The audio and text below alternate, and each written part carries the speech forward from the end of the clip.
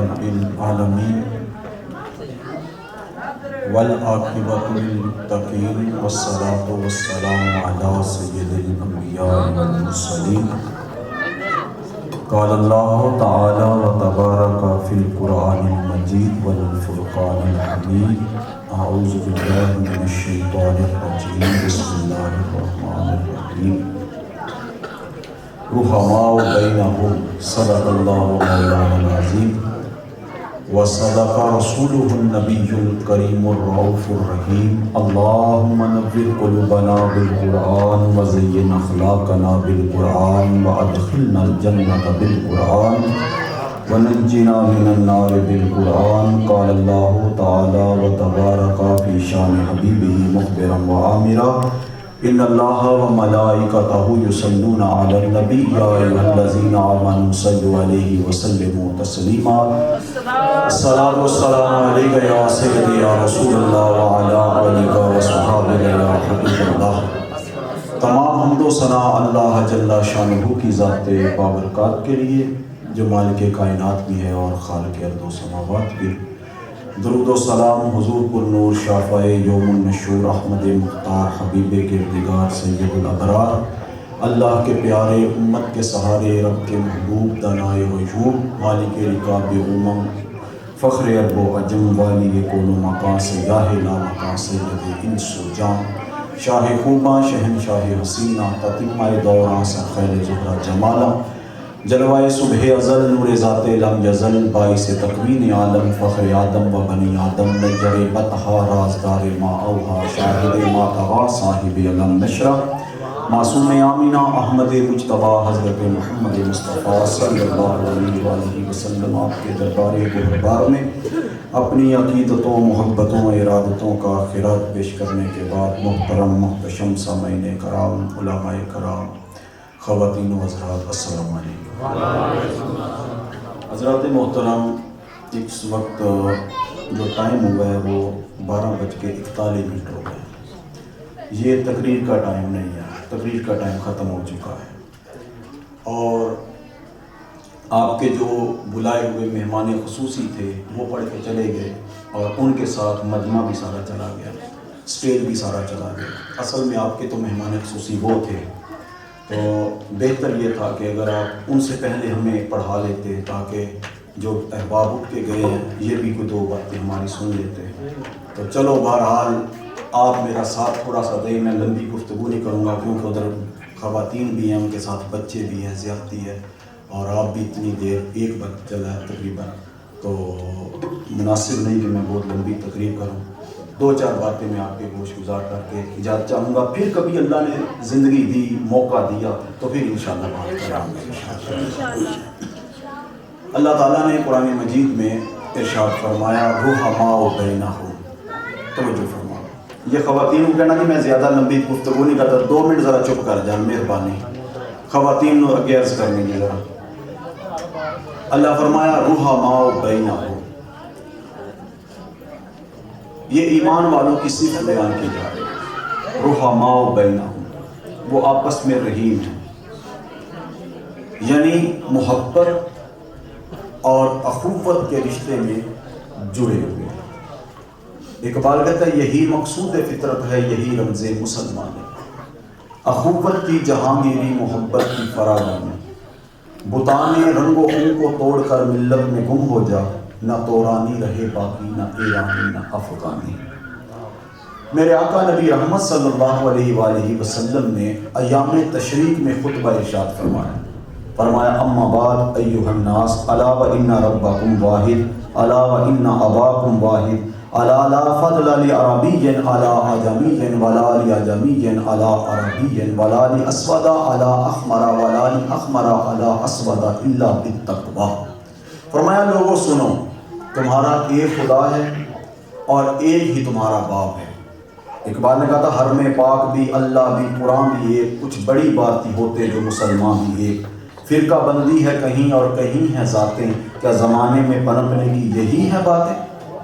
اما بعد ایھا الناس الا وان ربکم واحد الا وان اباکم واحد الا لا فضل لعربی علی اعجمی ولا لعجمی علی عربی ولا لاسود علی احمر ولا لاحمر علی اسود الا بالتقوی. فرمایا لوگوں سنو، کسی بھی عربی کو اجمی پر اور کسی اجمی کو عربی پر، کسی گورے کو کالے پر، کسی کالے کو گورے پر کوئی فوقیت حاصل نہیں بجز تقوی کی. جس کے پاس تقوی ہے وہ صاحب عزت ہے، جس کے پاس تقوی ہے وہ صاحب عزت ہے. اقبال کہتا ہے تمیز رنگ و بو بر ما حرام است، تمیز رنگ و بو بر ما حرام است کہ ما پروردائے یک نو بہاریم، نہ افغانیم و نے ترک و تتاریم چمن زادیم و یک شاخ ساریم. کہ مسلمان کے لیے رنگ و نسل کی تمیز حرام ہے. یہ فلاں برادری کا ہے جی، یہ فلاں برادری کا ہے، یہ فلاں علاقے کا ہے، یہ فلاں علاقے کا ہے. اس کی زبان میں بڑی فصاحت و بلاغت ہے، یہ عربی ہے، یہ اجمی ہے. فرمایا تمیز رنگ و بو بر ما حرام است، مسلمان کے لیے رنگ و نسل کی تمیز کرنا حرام ہے. مسلمان کے لیے رنگ و نسل کی تمیز کرنا حرام ہے. اور فرمایا یہ ایک ہی باغ کی بلبلیں ہیں اور ایک ہی شاخ کے پھول ہیں. وہ پاکستان میں رہے یا وہ ہندوستان میں رہے، وہ دنیا کے کسی کونے میں بھی رہے، مسلمان ایک جسم کی مانند ہے.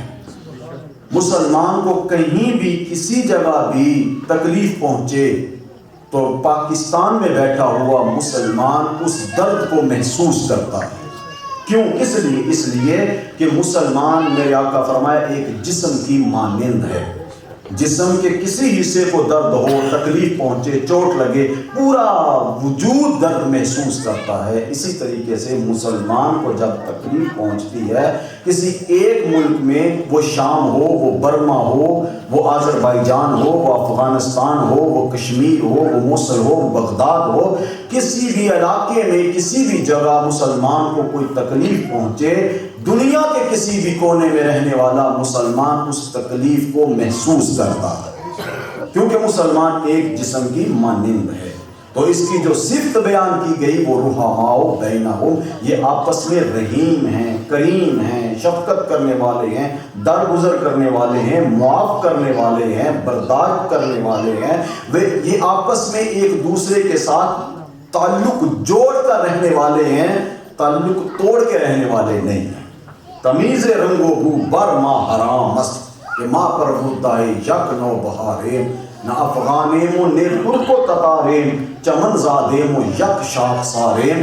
یہ اقبال کہتا ہے یہ ایک ہی باغ کی بلبلیں ہیں اور ایک ہی باغ کی شاخ، ایک ہی باغ کے ایک ہی پودے کی شاخ کے ایک ہی پھول ہیں. یہ کہیں بھی رہیں، کسی جگہ بھی رہیں. تو مسلمان کو اللہ تعالیٰ نے قرآن مجید میں ارشاد فرمایا، سنو لوگو، اللہ نے کیا قرآن مجید میں فرمایا. یہ جو رنگ و نسل کی تمیز کر کے بیٹھے ہوئے ہو، فلانا چودھری تھے فلانا کمی، فلانے کی برادری بڑی تھے فلانے کی چھوٹی، فلانا امیر تھے فلانا غریب، اور امیروں نے تو اپنی بستیاں علیحدہ آباد کر لی، امیروں نے تو اپنے غریب رشتہ داروں کو چھوڑ دیا، اپنی ہمشیرہ اور اپنی بہن جو ہے غریب ہے اس وجہ سے چھوڑ دیا، اور اپنے غریب بھائی کو چھوڑ دیا. کیوں کہ وہ غریب ہے، میرے سٹیٹس کا نہیں، میرا سٹیٹس اعلیٰ ہے، میں اعلیٰ عہدوں پہ فائز ہوں، اور لہذا میرا نام بہت ہے، میری نام کا طوطی بولتا ہے، تو لہذا یہ میرے سٹیٹس کے نہیں چھوڑ دیا. یہ مسلمان کا شیوا نہیں. مسلمان کو جو تعلیم دی گئی ہے وہ یہ ہے، جو تم سے توڑے تم اس سے جوڑو، جو تجھے چھوڑے اس کے ساتھ اپنا تعلق بناؤ، جو تمہیں محروم رکھے تو اسے عطا کر، جو تجھے محروم رکھے تو اسے عطا کر. یہ مسلمان کی صفت بیان کی گئی. سنو، اللہ تعالیٰ نے یہ تمام جو سٹیٹس کے بت تم نے پال رکھے ہیں نا، وہ اقبال نے ایک جگہ تھا میرے یاد آ گیا، اقبال نے کہا تھا کہ مسلم سر نبی بہانہ شد، بازہیں بیت الحرم بت خانہ شد، از منات و لات و عزا و حبل ہر یکے وارد بت اندر بغل. مسلمان اپنے نبی کے اسرار سے ناواقف ہو چکا ہے اور اپنے دل کے حرم کو بت خانہ بنا چکا ہے، اور اس دل کے حرم میں کئی بت لا کے اس نے رکھے ہوئے ہیں. از منات و لات و عزا و حبل، یہ بڑے بڑے بت ہیں، یہ بت لا کے اس نے اپنے دل کے حرم میں چھپا رکھے ہیں. اور یار اس دل کو صاف رکھو، اس دل کو صاف رکھو، پاکیزہ رکھو، مطہر رکھو. یہ رب سچے دا حجرہ ہے. دل دریا سمندروں ڈونگے تے کون دلاں دیاں جانے ہو. وچے بیڑے وچے چیڑے تے وچے پنج مہانے ہو. 14 طبق دلے دے اندر تمبو وانگو تانے. یہ رب سچے کا حجرہ ہے. اس کو صاف رکھو. جب اس کو صاف رکھو گے پھر معرفت کا نور ملے گا، پھر عرفان ملے گا، پھر ترقی ملے گی، عروج ملے گا، پھر اللہ کا قرب ملے گا، بندہ رب کا مقرب ہوگا، معرفت ملے گی. پہلے اس کو صاف رکھو. جب یہ صاف ہو گیا تو پھر رب کا قرب ملے گا. مگر یہ صاف نہیں ہے. اس کے اندر کتنی قدورتیں ہیں. حسد ہے، کینہ ہے، بغض ہے، اناد ہے، تکبر ہے، غرور ہے، گھمنڈ ہے، فخر ہے. فخر جیسی لعنتیں، کتنی لعنتیں اس کے اندر ہیں. یہ ہم نے سینے میں چھپا رکھی ہیں. ان کو نکالنا ہے. ان کو نکال کے صاف کرنا ہے، مصفہ کرنا ہے، پاکیزہ کرنا ہے. پھر دیکھنا انوار و تجلیات کی کیسے بارش ہوتی ہے. ہم سر سجدے میں تو رکھتے ہیں، تسبیح تو ہاتھ میں پکڑتے ہیں، مگر اس دل کو صاف نہیں کرتے. تسبیح پھری پر دل نہ پھریا. تسبیح پھری پر دل نہ پھریا. تکی لینا تسبیح پھڑ کے. تو یہ بات ہے میرے بھائی. اللہ تعالیٰ نے قرآن مجید میں کیا ارشاد فرمایا؟ یا ایھا الناس انا خلقناکم من ذکر و انثی وجعلناکم شعوبا وقبائل لتعارفوا ان اکرمکم عند اللہ اتقاکم. اے لوگوں سنو، ہم نے تمہیں ایک مرد اور ایک عورت سے پیدا کیا، پھر تمہارے تعارف کے لیے ہم نے تمہاری برادریاں اور تمہارے قبیلے بنائے. یہ جو قبیلے بنائے اللہ تعالیٰ نے، یہ جو برادریاں دیں، یہ تعارف کے لیے ہیں، تفاخر کے لیے نہیں کہ تم اس کے اوپر فخر کرتے پھرو. فخر کرتے پھرو میری فلاں برادری ہے، فلاں قبیلہ ہے، میں فلاں علاقے. یہ تفاخر کے لیے نہیں ہے، یہ تو پہچان کے لیے ہے کہ تمہاری پہچان ہو. حضرت سلمان فارسی اپنی مجلس سجا کے بیٹھے ہوئے تھے. کون سلمان فارسی؟ واہ واہ واہ. 250 سال عمر پائی حضرت سلمان فارسی. بڑا سفر کیا، سفر کر کے حضور تک پہنچے. اللہ اکبر کبیرہ. پھر حضور کے اتنے قریب ہوئے کہ جب خندق کھودی جا رہی تھی نا تو 10 آدمیوں جتنا حضرت سلمان فارسی اکیلے کام کر رہے تھے. تو جب ان کی طاقت کو، ان کی ہمت کو دیکھا تو قریش کہنے لگے، جو ان میں سے مہاجرین تھے وہ کہنے لگے کہ یہ تو ہم میں سے ہیں. تو انصار کہنے لگے نہیں نہیں، یہ تو ہم میں سے ہیں. جھگڑا طول پکڑ گیا. یہ بات رسول پاک تک پہنچی. حضور علیہ الصلوۃ والسلام نے فرمایا ٹھہرو انصار اور ٹھہرو مہاجرین. نہ تو سلمان مہاجرین میں سے ہے اور نہ سلمان انصار میں سے ہے، سلمان تو میری اہل میں سے. حضرت سلمان فارسی کی مجلس لگی ہوئی ہے، لوگ بیٹھے ہوئے ہیں قریش کے اور اپنے اپنے فخر کر رہے ہیں قبیلوں کے اوپر. حضرت سلمان فارسی کی جب باری آئی کہا سلمان آپ بھی بات کریں.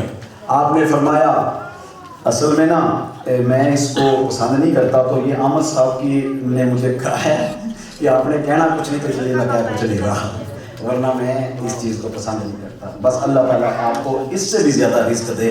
بس جتنے ہو گئے میرے لیے اتنے کافی ہیں. بس بیٹھ جائیں. جزاک اللہ.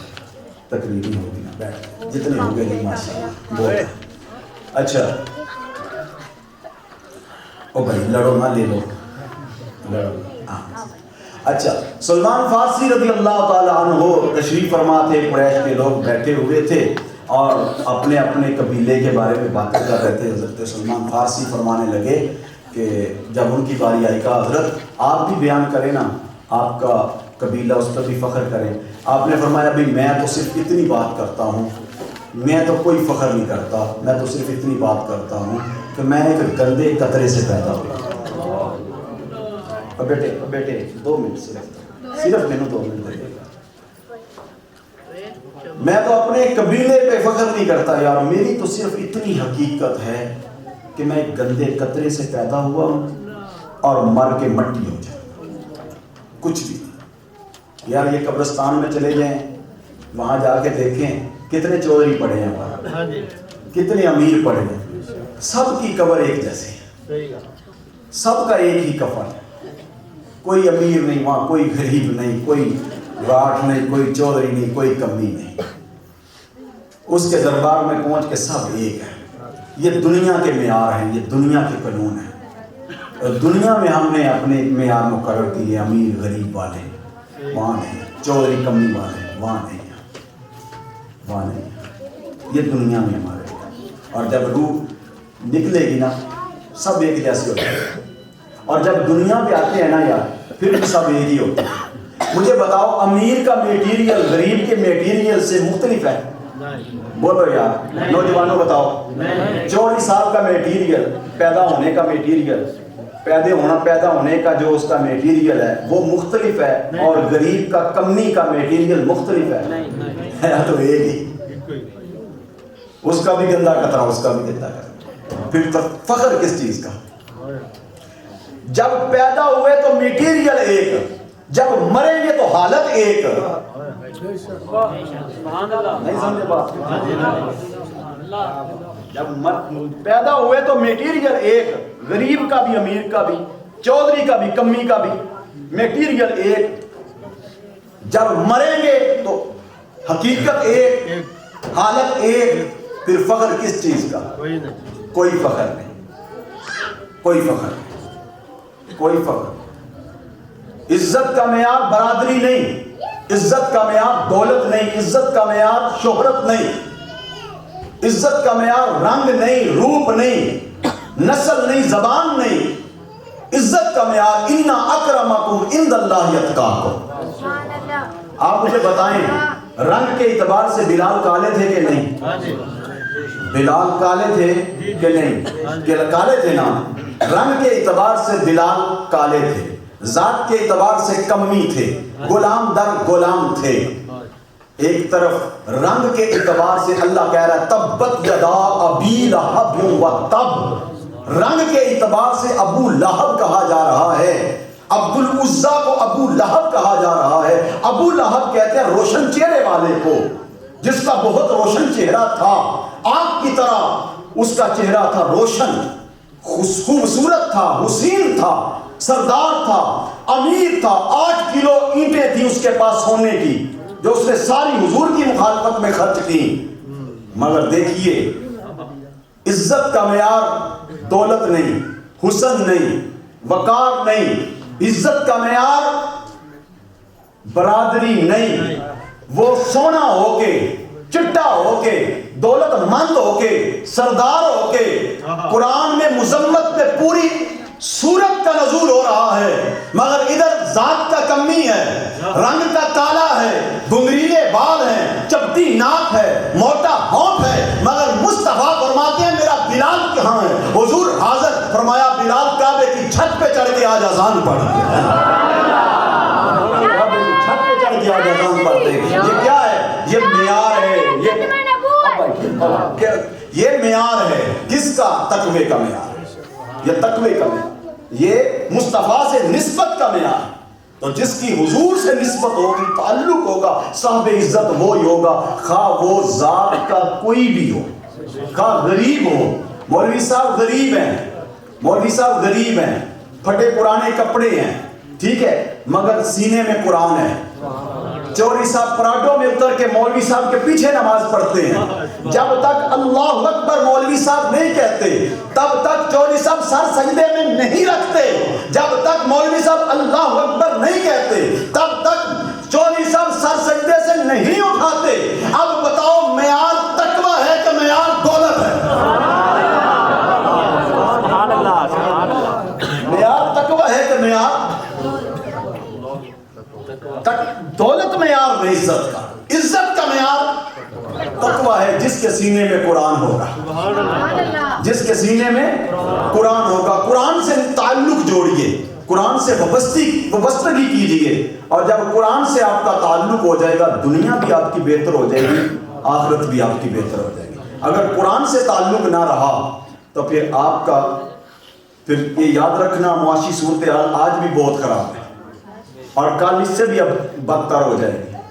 اگر قرآن سے تعلق ہوتا تو آج ڈالر نہ چلتا، اگر قرآن سے تعلق ہوتا تو آج مسلمانوں کا اسلامی سکہ چلتا، ورلڈ بینک نہ ہوتا، مسلمانوں کا اسلامی بینک ہوتا، مگر صرف قرآن سے واسطہ نہ ہونے کی وجہ سے آج ذلت ہے۔ آئے روز ڈالر کی قیمت بڑھ رہی ہے، آج بھی 20 روپے ڈالر کی قیمت بڑھ گئی، خرد و نوش کی اشیاء میں قیمتیں آسمان کو چھو رہی ہیں، غریب کی زندگی مشکل ہو چکی ہے، اور یہ عیاشیاں کر رہے ہیں حکمران، یہ حکمران ٹولہ عیاشیاں کر رہا ہے اور مسلمانوں اور غریب کی زندگی تباہ ہو چکی ہے. اور میں تو حیران ہوں ان پاکستانیوں پر کہ ان وڈیروں نے تمہارا بیڑا غرق کر دیا اور یہ نعرے لگا رہے ہیں فلانا تیرے جانثار بے شمار بے شمار. میں صدقے جاؤں ان سیاست دانوں کے اتنے جانثار ہیں اس پاکستان میں، ان پر اپنی جانیں نشاور کرنا اپنے لیے فخر سمجھ رہے ہیں اور مر رہے ہیں ان کے لیے. اور جنہوں نے تمہارے آباء و اجداد کا پاکستان، جس پاکستان کی بنیادوں میں تمہارے بڑوں کا خون ہے، اس کے خون کو نچوڑا اور اس کو کنگال کر دیا اور ان پر اپنی جانیں نچھاور کر رہے ہو. تمہاری جانیں اتنی ہی بے معنی ہیں کہ تم ان عیاش ٹولے پر اپنی جانیں نچھاور کرو. نہ بھائی، ہماری جانیں تو اتنی بے قیمت نہیں ہے. اگر تیری جان بے قیمتی ہے، پہلے نمبر تو جا کے اپنی ماں سے پوچھنا تیری جان کتنی قیمتی ہے. جا کے پوچھنا اپنی بہن سے تیری جان کتنی قیمتی ہے. جا کے پوچھنا اپنے بھائی سے تیری جان کتنی قیمتی ہے. جا کے چھوٹے چھوٹے بچوں سے پوچھنا تیری جان کتنی قیمتی ہے. اور یار ہوگی تیری جان بے وقت بے معنی ہوگی جان، پر ہماری جان تو بے معنی نہیں، کیونکہ ہم نے تو کلمہ رسول پاک کا پڑھا ہے، ہم نے تو رسول پاک کا درود پڑھا ہے، ہم نے تو کلمہ رسول پاک کا پڑھا ہے. ہم تو جب مریں گے، جب جان دیں گے، انشاءاللہ شہید ناموس رسالت کا ٹائٹل لے کے دنیا سے جائیں گے. اگر ہم قربان کرنے پہ آئیں گے جان، تو انشاءاللہ العزیز ناموس رسالت پہ جان قربان کریں گے. ختم نبوت زندہ باد، تاجدار ختم نبوت زندہ باد. بس بات اتنی ہے. ہم تو بھائی نہیں مانتے، ہم تو مانتے تو رسول نہیں مانے. ہم تو حضرت مجدد الفسانی کے ماننے والے ہیں. وہ مجدد الفسانی جنہوں نے اکبر بادشاہ کے سامنے اپنا سر نہیں جھکایا. ہم تو مجدد الفسانی کے ماننے والے ہیں جنہوں نے اکبر بادشاہ کے سامنے اپنا سر نہیں جھکایا. ہم تو ماننے والے ہیں حضرت مجدد الفسانی کے جنہوں نے جہانگیر کے آگے اپنا سر نہیں جھکایا، جن کی تربت نور پہ اقبال جاتا ہے تو کہتا ہے حاضر ہوا میں شیخ مجدد کی لحد پر، وہ خاک کے ہے زیر فلک مطلع انوار، اس خاک کے ذروں سے شرمندہ ہے ستارے، اس خاک میں پوشیدہ ہے وہ صحب اسرار، گردن نہ جھکی جس کی جہانگیر کے آگے، جس کے نفس کرم سے ہے گرمین احرار، وہ ہند میں سرمایہ ملت کا نگہباں، اللہ نے بر وقت کیا جس کو خبر تھا. تاجدار ختم نبوت زندہ باد، تاجدار ختم نبوت زندہ باد، تاجدار ختم نبوت. اور بھائی ہم تو کسی سیاستدان کے سامنے، لٹیرے چور ڈاکو کے سامنے جو ہاتھ نہیں باندھیں گے. ہم تو کسی لٹیرے ڈاکو چور کے نعرے نہیں لگائیں گے. ہم تو جب نعرہ لگائیں گے محمد عربی کا نعرہ لگائیں گے.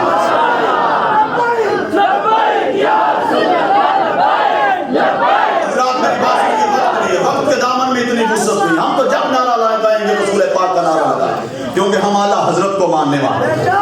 اعلیٰ حضرت کو کہا گیا کہ نواب آپ نان پارا کے لیے ایک شعر لکھ دیں.